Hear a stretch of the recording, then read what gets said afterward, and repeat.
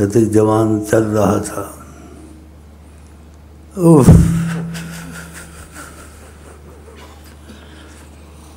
ایک جگہ سے گزرا، بے ہوش ہو کے گر گیا. اس نے سنبھالا اس کو ساتھ کہ کیا بات ہے؟ کہا اس جگہ میں نے گناہ کیا تھا.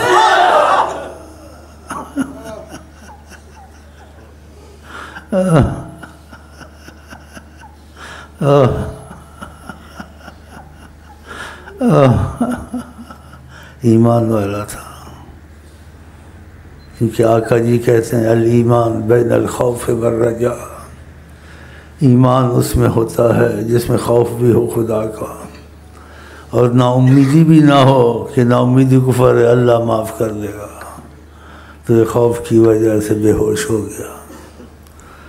ایسے ہی حضرت عمر کے وقت ایک نوجوان تھا، اکثر مسجد میں نماز پڑھتا تھا. حضرت عمر وہاں ہوتے تھے.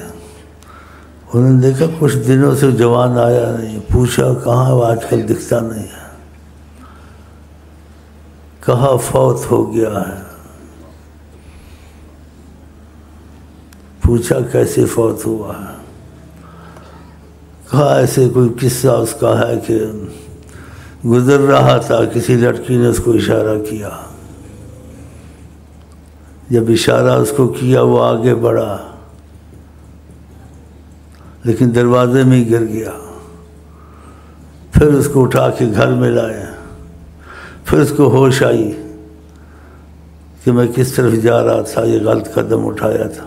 پھر وہ گرا، ادھر دم توڑ دیا اس نے. حضرت عمر کو ایسا سنایا کہ ایسا ہوا ہے. حضرت عمر گئے، کہا مجھے لے چلو کہاں دفن کیا ہے اس کو.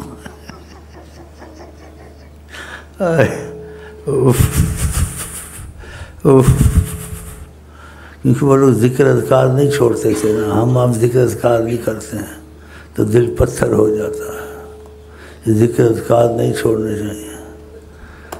آقا جی کہتے ہیں ذکر نہیں کرتا کمثل المیت، مر جاتا اس کا دل. دیکھا اتنی ضروری چیز ہے. جیسے کھانا آپ چھوڑ دیں مر نہیں جائیں گے، بچیں گے. ایسے ذکر دل کی زندگی ہے، اس کو چھوڑ دے آدمی مر جاتا ہے.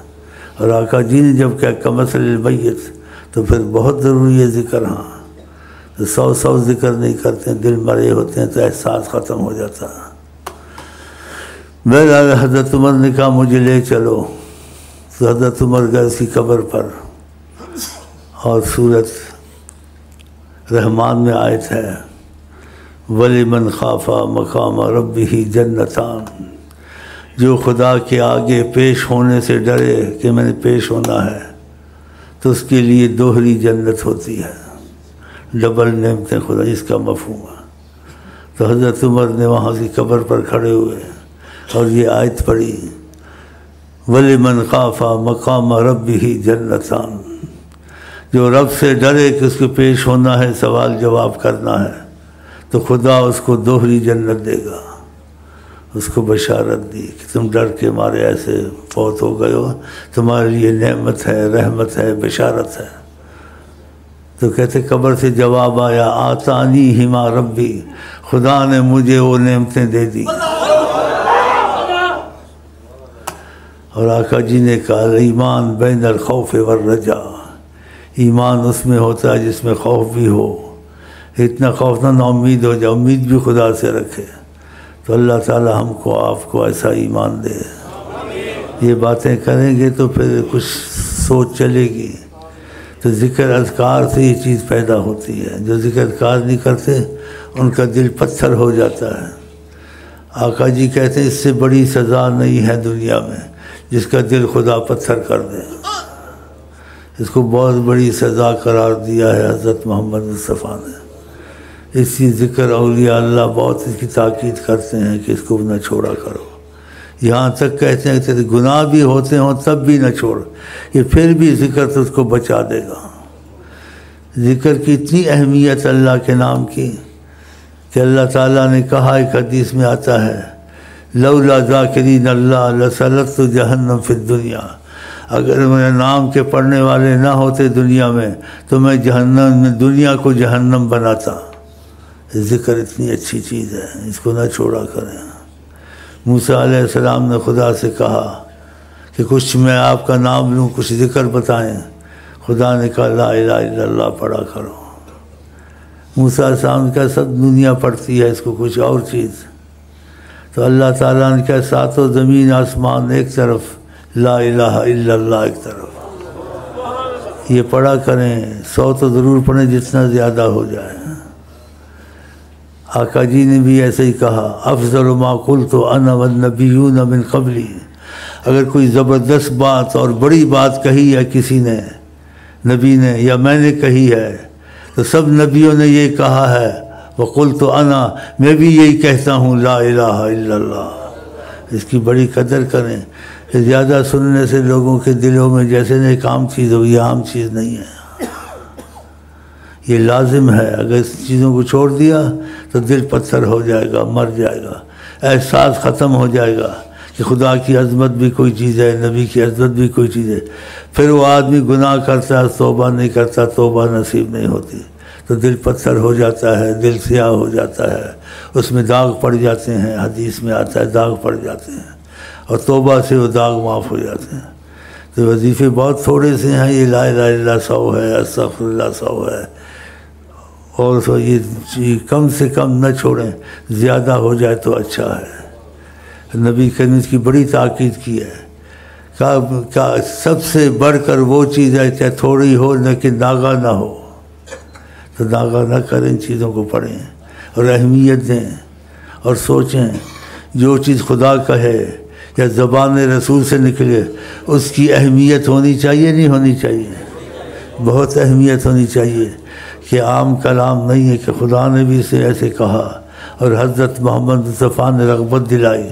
تو خدا کرے ہم کو آپ کو ذکر کی توفیق ہو، چاہے تھوڑا ہو، ناغہ نہ ہو، تو ایسا کچھ کرنا چاہیے یا نہیں کرنا چاہیے۔ ہاں اگر یہ چیزیں ہوتی تو اتنا زوال ہم پر نہ آتا جو پایا ہوا ہے، مہنگائی کا زوال اور دوسرے زوال، کہ ان چیزوں کو چھوڑنے سے گناہ بہت ہوتے ہیں، توبہ نصیب نہیں ہوتی، پھر خدا کی رحمت ہٹ جاتی ہے، ہر چیز میں بے برکتی، مہنگائی، مصیبت، خدا کا غضب اسی وجہ سے آتا ہے۔ اس طرف لوگ توجہ نہیں کرتے، نہ اخبار میں نہیں ادھر، بس یہی کہتے ہیں یہ مہنگائی ہو گئی ہے یا یہ مسئلہ ہو گیا ہے۔ یہ سب اعمال کی وجہ سے ہوتا ہے، اعمال کی وجہ سے دنیا میں بھی مصیبت آتی ہے، آخرت میں بھی آتی ہے، اور اعمال کی وجہ سے رحمت دنیا میں بھی آتی ہے، آخرت میں بھی آتی ہے۔ تو خاص کر جو زبان مصطفیٰ سے چیزیں نکلیں اس کو کسی حال میں نہیں چھوڑنا چاہیے۔ تو خدا سے توفیق مانگتا ہوں آپ کو، ہم کوئی توفیق ہو۔ ایسے ہی آقا جی نے ایک حدیث میں کہا، وہ حدیث میں تو نہیں ہے، کسی سے بات کی، اس کی قسمت اچھی تھی، کہا جو زیادہ ذکر کرتا ہے مرتے وقت کلمہ نصیب ہوتا ہے۔ تو اللہ سے دعا کریں کہ چیزیں تھوڑی تو مشکل کریں پابندی سے، اور زیادہ کی کوشش کریں انشاءاللہ تعالی۔ تو جوان کا دل نرم تھا ذکر کی وجہ سے، دیکھو دم توڑ دیا اس نے۔ ان صالحین کی نمازیں بھی ایسے ہی ہوتی تھیں۔ حضرت علی کو تیر لگا تھا، کھینچتے تھے نکلتا نہیں تھا، تو فرمایا جب میں نماز پڑھوں گا تو نکال لینا۔ جب حضرت علی نے نماز شروع کی تو خدا کے خوف سے جسم نرم ہو جاتا تھا، تو انہوں نے تیر آرام سے نکال لیا۔ ہم لوگ نماز کے اندر، نماز کے بعد ہم لوگوں کا حال ایسا ہے، کیا بتائیں اپنا یا آپ کا۔ لیکن ایک علاج جسمانی ہوتا ہے، بیماری ہوتی ہے، اس سے ایمان تو نہیں جاتا، ثواب ملتا ہے۔ ایک روحانی بیماری ہوتی ہے، اس سے ایمان جاتا ہے کہ انسان کا قرآن پڑھنے کو دل نہیں کرتا، نیکی کرنے کو دل نہیں کرتا، مسجد میں بیٹھنے کو دل نہیں کرتا۔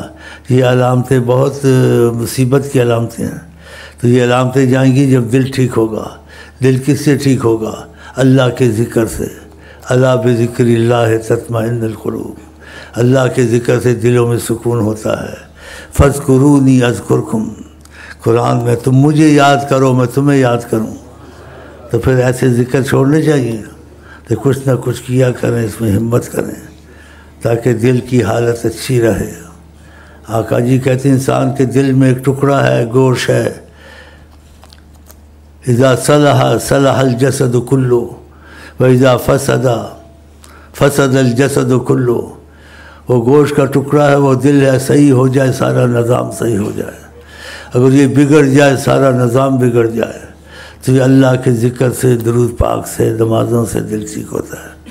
تو ان چیزوں پہ پابندی کریں، جب ٹھیک ہو جاتا ہے تو اعمال اچھے ہوتے ہیں، اعمال اچھے ہو جاتے ہیں تو پھر رحمتیں بھی آتی ہیں، مصیبتیں کم ہوتی ہیں، یہ عذاب جو آئے یہ عذاب بھی نہیں ہوتے۔ تو ہم وہ طریقہ اختیار کریں جو ہم کو خدا نے بتایا اور حضرت محمد مصطفیٰ نے بتایا، تو خود ہی چیزیں دفع ہو جاتی ہیں۔ اس طرف کوئی نہیں آتا، نہ نمازوں کی طرف نہ ذکر کی طرف، بس کہتے ہیں یہ لڑائی ہو گئی، وہ لڑائی ہو گئی، مہنگائی ہو گئی، یہ ہو گیا، پھوٹ پڑ گئی۔ جب انسان خدا رسول سے رابطہ رحمت کا توڑ دیتا ہے، نمازیں چھوڑ دیتا ہے، ذکر اذکار چھوڑ دیتا ہے، پھر مصیبتیں آنی شروع ہو جاتی ہیں۔ تو خود بھی لگے، ان کو بھی لگائیں اور ان کے ذہن بنائیں کہ یہ چیز خدا نے کہی ہے، حضرت محمد مصطفیٰ نے کہی ہے، گھر میں ضرور ہونا چاہیے انشاءاللہ تعالی۔